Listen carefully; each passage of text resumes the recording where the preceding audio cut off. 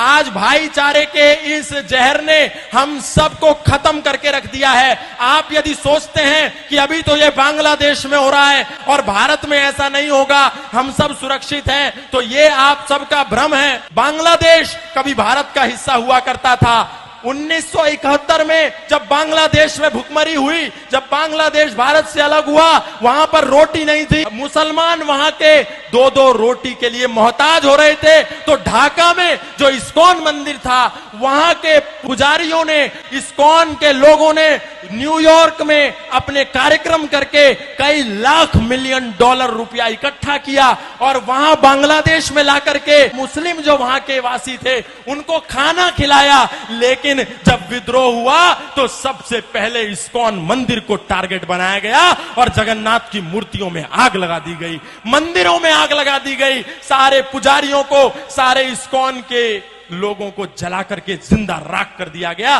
बांग्लादेश में जितने भी वो दंगाई थे आए और देखा कि ये हिंदू है, इसीलिए उनकी दुकानों में, उनके घरों में, उनके आशियानों में आग लगा दी गई। और हमको ऐसा लगता है कि हमारे भाई हैं। गाय को काट करके रोटी के साथ खाने वाले और गाय को अपने घर में बनी पहली रोटी देने वाले कभी भी भाई नहीं हो सकते, कभी भाई नहीं हो सकते।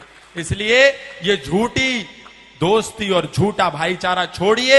यदि ये झूठा भाईचारा हमने नहीं छोड़ा तो भाई हमको चारा बना करके खा जाएगा और हमको पता भी नहीं चलेगा। अरे हम ही तो कह रहे हैं सर्वे भवन्तु सुखिनः, सर्वे सन्तु निरामया, सर्वे भद्राणि पश्यन्तु मा कश्चित् दुःख भाग् भवेत्। हमारे मंदिरों से ही तो आवाज आती है, इंद्रम वर्धन्तु अप्तुरा कृण्वन्तो विश्वमार्यम अपाघ्नन्तो रावणा। लेकिन आपको ऐसा लगता है कि जैसे ये सनातन धर्म के मंच संपूर्ण विश्व के कल्याण की मांग करते हैं, शायद उनकी मस्जिदों से, शायद उनके मदरसों से भी इसी कल्याण की मांग की जाती होगी। क्योंकि आपको समझ में नहीं आता, जो दिन में 5 समय आवाज आती है, ला इलाहा इल्लल्लाह मोहम्मद रसूलुल्लाह अशहदु अल्ला इलाहा इल्लल्लाह हुवा अशहदु अन मोहम्मदन अब्दुहु व रसूलुहु। उसका मतलब क्या है? इसका मतलब है कि इस दुनिया में अल्लाह के सिवा कोई इबादत करने योग्य नहीं है और मोहम्मद के सिवा उसका कोई रसूल नहीं है। इसीलिए यदि हम अल्लाह के सिवा यदि किसी की पूजा करते हैं तो हम काफिर हैं, हम मुशरिक हैं, हम नापाक हैं और हम वाजिबुल कत्ल हैं। यदि कोई दिखे जो अल्लाह के सिवा किसी की इबादत करता हो तो उसका कत्ल कर दो, उसका प्रतिकार करो, उस पर पत्थर बरसाओ। और यही होता है जब मर्यादा पुरुषोत्तम श्री राम की शोभा यात्रा लेकर के हम सड़कों से निकलते हैं तो अचानक से मस्जिदों के ऊपर से पत्थरबारी होने लगती है, ऊपर से कांच की बोतलें फेंक दी जाती हैं। इसका तात्पर्य क्या है? हमको लगता है अचानक कैसे हुआ? अचानक नहीं हुआ, आपको तो दिन में 5 बार चेतावनी दी जा रही थी, आप ही नहीं सुन रहे थे। आपको लगता था कि जो हमारी गीता में लिखा है, कई तो ऐसे भी महाज्ञानी हैं जो कहते हैं जो गीता में लिखा है वही कुरान में लिखा है, वही बाइबल में लिखा है। और यही कहते कहते आज हमारे सनातनियों को 10 राज्यों में अल्पसंख्य कर दिया गया। हमारे दिल्ली से 100 किलोमीटर भी दूर नहीं है नूह और मेवात, वहां लोगों की दुकानों को नाम देख देख करके आग के सुपुर्द कर दिया गया, आग लगा दी गई पूरे मोहल्ले में।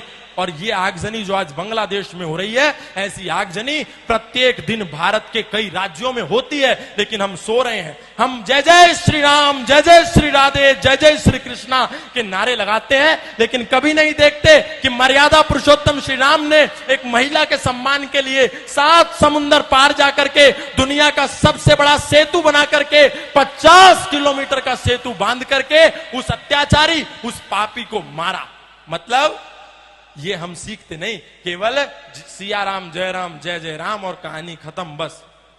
हमको इतने में ही शॉर्टकट रास्ते में मोक्ष चाहिए। हम ये नहीं कहते कि हम किसी का प्रतिकार करें, हम ये भी नहीं कहते हम किसी से हिंसक हो जाएं, लेकिन हम ये कहते हैं हम किसी पर अटैक ना करें तो कम से कम अपने पास डिफेंस का साधन रखें। सनातन धर्म कभी भी पहले अटैक के लिए नहीं कहता, लेकिन सनातन धर्म आत्मरक्षा की बात करता है, डिफेंस की बात करता है। अग्रतश्चतुरः वेदा पृष्ठतः सस्त्रम धनु इदम ब्रह्मम इदम शस्त्रम शापादपि शरादपि शस्त्रेण रक्षति ही राष्ट्र शास्त्र चर्चा प्रवर्तते। विश्वामित्रादि ऋषियों के यज्ञ हवन भी तभी सफल होते हैं जब पहरे पर स्वयं धनुर्धर राम खड़े होते हैं। यदि हमारे पास